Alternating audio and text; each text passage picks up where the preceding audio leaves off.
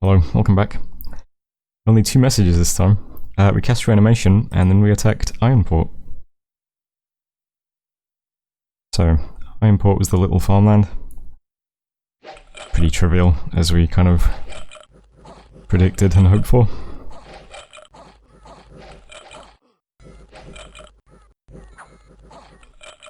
So that all goes fine. We lost 1 long dead giant.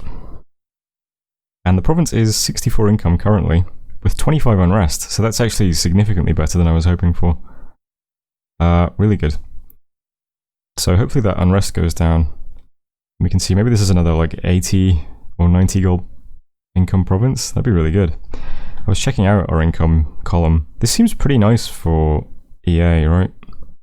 Like EA is usually mostly like really low income provinces, I think. So having 2 high 60s, a 79 and 89, 116 and 153 seems really good. So I'm quite happy with the provinces that we've found in expansion. And so far I can see nothing but independent on this border, which is great as well. Because this turn we are rolling out 3 armies.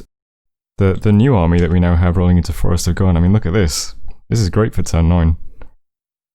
Tons of giants, loads of skeletons. This army's not going to have any problems for a while. Shouldn't attrition too much either. So this turn, I did speak to Agartha's player, and I just said, this independent province is yours. I'm not going to expand any further west, but this coast is mine, so don't take it. And he was fine with that. That's just to make sure I don't lose this while I'm ignoring it, because it is mine, as far as I'm concerned. I also said hello to Saramatia, but I haven't had a response back yet.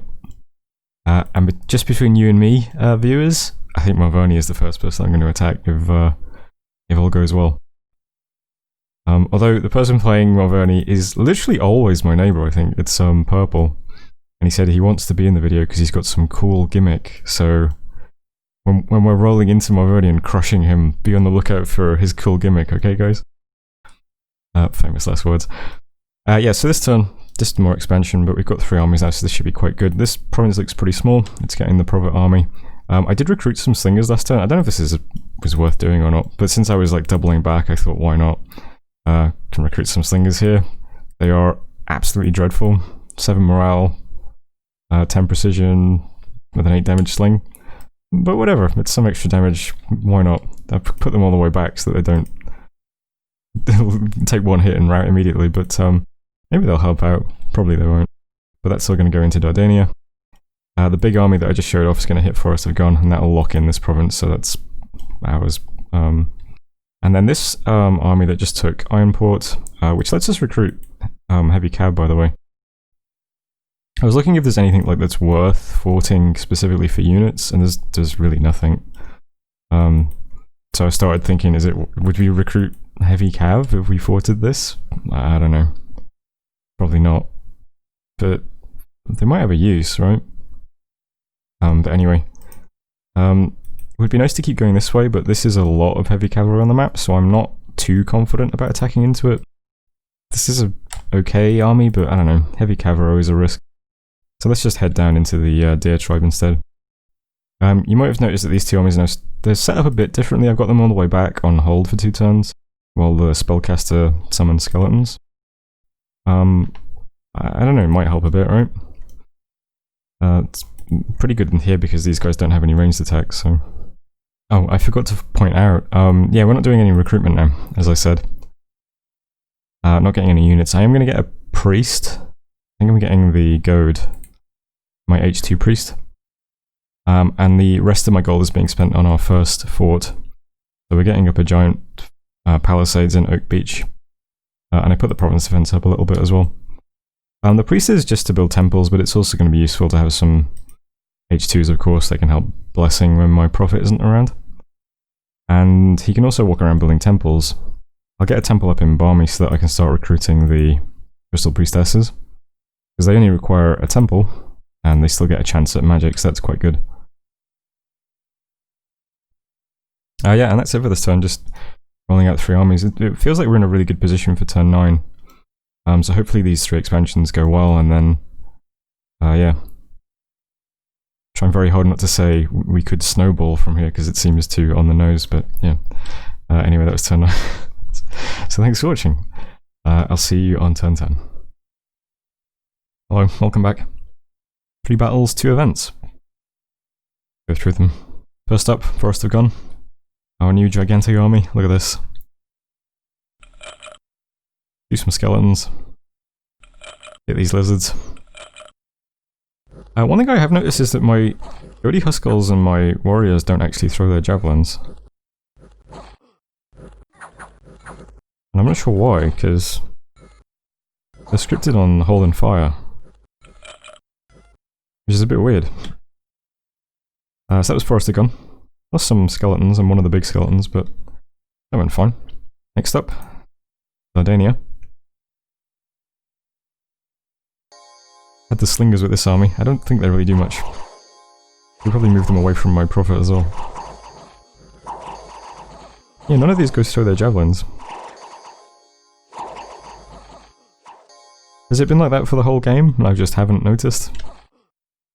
I mean, I have been noticing it, I just haven't really been focusing on it. It's been on my mind for a bit. But it's only when I'm watching these replays I decided to actually check.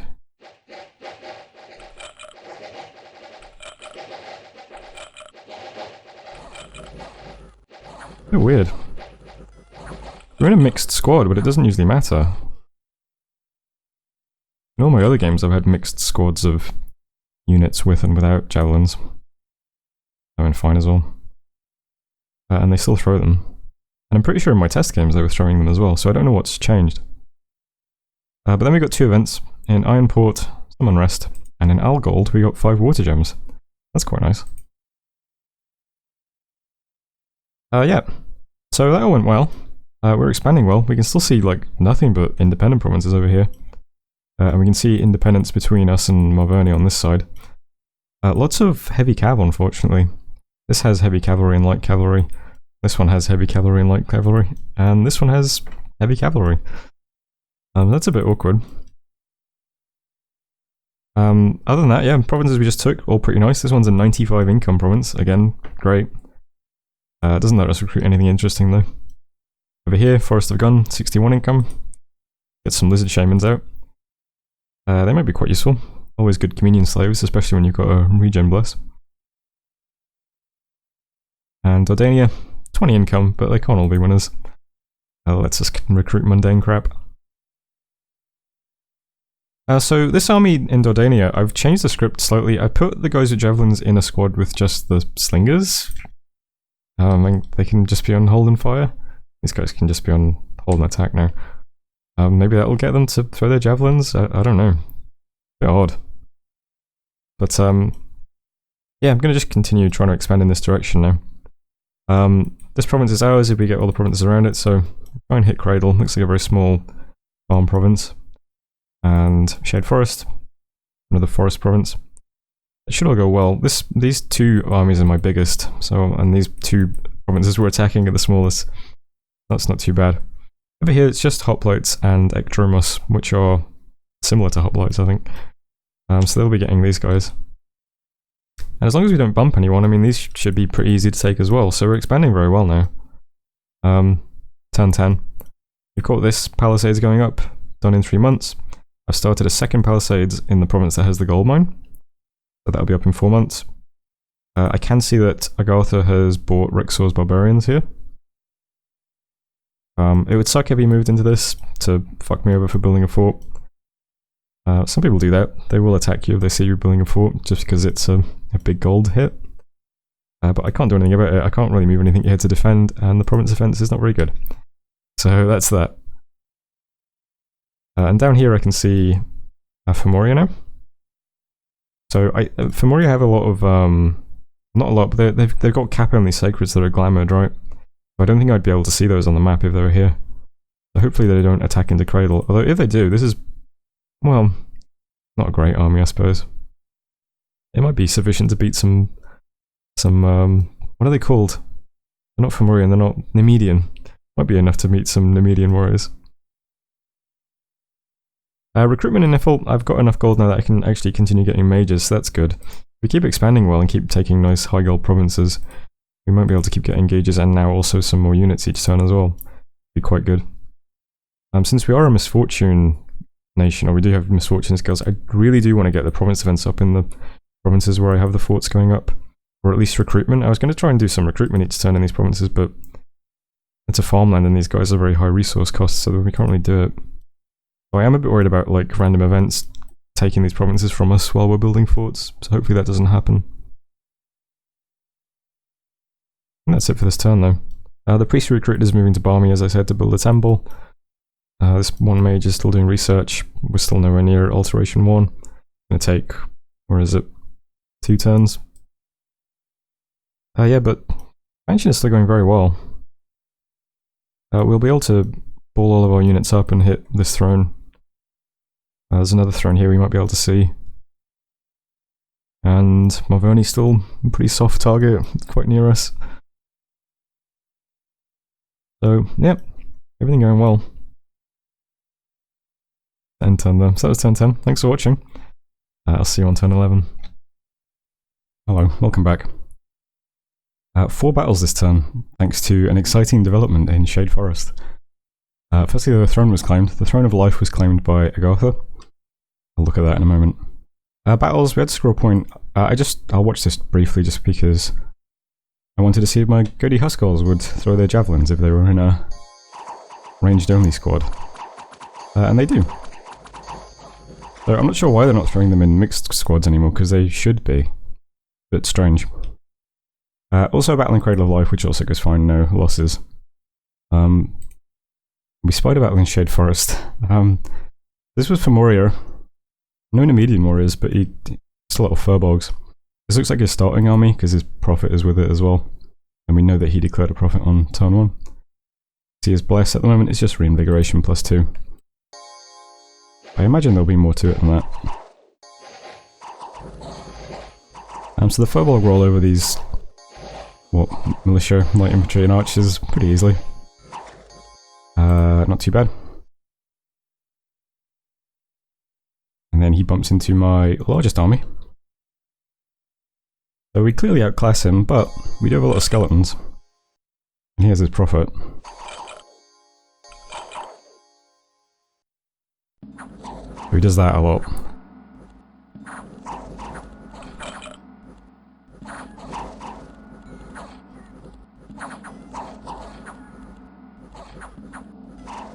But besides that, we clean him up pretty quickly. His prophet does escape. But that's that. So we lost 6 of our skeletons, including 3 of the big ones. He lost his army. So that's unfortunate for him. I sent him a message saying whoops, so I'll let you know if he gets back to me about that. In Oak Beach, unexpected event, an omen was seen that spoke of the decline of the community centre bulletin board. Rumours of this ill omen have spread widely. That's unlucky. And then worldwide event, the Throne of Life brings youth to all living things. Quite good for us. One of our Aegis actually isn't old age now. There we go. All of our other Aegises are old age still. But a bit of youth, that's nice for us. The throne itself, pretty nice one. It's been claimed by Agartha, spreads to minion 2, minion gets growth, produces 3 nature gems. That's quite nice for them. Not sure which one it would be. He only really has these 2 within striking distance, and they're both quite far away. If this is his cap. 1, 2, 3, 4. 1, 2. I suppose it's more likely it's that one then. Yep. A few other little bits and pieces of the rest of the world. You can see another player here. This is Makoni. Or however you pronounce that. I don't know anything about that nation, I don't think. But it doesn't look like we're going to share a border with them, so not too interesting. For Moria, we can see is over here. I guess they had an army in Night Marsh last turn, because it attacked Shade Forest. So I'm not sure where their cap would be. I guess it's somewhere over here. But they had this province, so I'm not sure. It's a bit, it kind of threw me a bit, because they already had this. Maybe they took this and then took the swamps and were dodging this province for some reason? I don't know, I can't work out where exactly their cap will be. Somewhere in this region, I guess. Other than that, I'm not sure. And over here we can see Katiz now. This is Katiz, yeah. Katiz is being played by Ramk. Ramk is, I think, been in like all of my games on this channel. Same as Purple, actually. So he sent me a message saying hello. And I sent him a message saying that this looks like a good border. Basically what we have now. I haven't had a reply yet though, so see what he says. And that's it for like diplomacy and stuff. This turn, yeah, we've kind of reached the limits of sort of expansion that we can push into. There's still these two provinces, I guess. Looks like Malvonia's taken this, because this was independent a while ago, right? So I'm not sure we'll be able to get these two. So we'll finish off what we have. At the moment we're on 16 provinces, so if we take these three, that puts us on 19 provinces on turn 12, and then we still have these two to take as well. So expansion's been pretty good. Now the provinces we just took are also, well, they're not great. Shade Forest is pretty good. This is 74 income. The farmland is only 35, and this plain is only 25. And nothing in any of these provinces is worth recruiting. But still, we've done quite well on expansion, I think. And the provinces we do have are generally quite good as well. I'm quite pleased with that. Hopefully we now just finish this off with no problems. This cave is full of Koonis. I think we'll be fine against that. All our skeletons have dark vision. Koonis aren't very threatening. Suppose if there's like a mage or something here, it might throw things off, but I think we'll be fine. The Scroll Point Army, my profit, this is now very small. So it's possible we bounce off these archers and militias, but I doubt it. And if it is attacks into it, it's currently cold 3. This is another cold-blooded nation, right? Bunch of lizards. These Falchineers look really scary though with the 2 swords. So hopefully he doesn't push into these provinces, and hopefully we take them. And then the Arming Cradle of Life, which is also kind of small now. Gonna hit the Jaguar tribe. This one might go badly, I suppose, because it does look quite a lot of units, and we don't have quite a lot of units. But it shouldn't be too bad. And once we've taken these provinces, we'll ball up, and we'll either push to get these quickly, or we'll think about attacking a throne, and we'll try and finish off these little interior provinces as well. And then, as we go into year 2, we'll be able to immediately attack someone, I think, because my god should wake up soon. We have quite a lot of units. Fomorian might be a good target to attack since we just clipped one of his armies, but struggling because I have no scout provinces at the moment, so I can't really scout very effectively. This is my only scout still. Last thing to mention then is just infrastructure and stuff. Giant Palisades, 2 months remaining here, 3 months remaining here. We're recruiting another commander in Ironport and another commander, I think, in Cradle, right? Yeah. These will take a while because there's no resources, but they'll put up forts. And then once the forts have been built, I think I'll just suicide the commanders into thrones to scout them. Seems like the best use for them, since they can't lead any of my giant troops. Got my priest in Balmy building a temple, so we'll start recruiting crystal priestesses. 50% of them will have astral magic, which will let them build both temples and labs, so they can start walking towards these forts I'm getting up. And back in my cap, I'm able to recruit both a mage and 2 frost giants and 3 Godi Huskarls a turn now.